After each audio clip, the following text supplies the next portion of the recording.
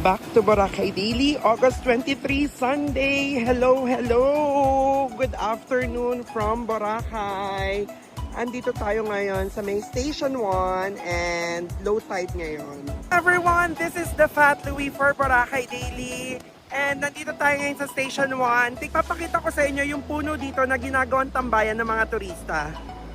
Ayan no, tingnan nyo, napakalaki niyang puno na yan. And as you can see, walang katao-tao sa beach. Andun lahat sila kasi nandyan yung shade. And dahil nga low tide ngayon, makikita nyo na pwedeng-pwede nyong akyatin yung grotto nang hindi kayo mababasa.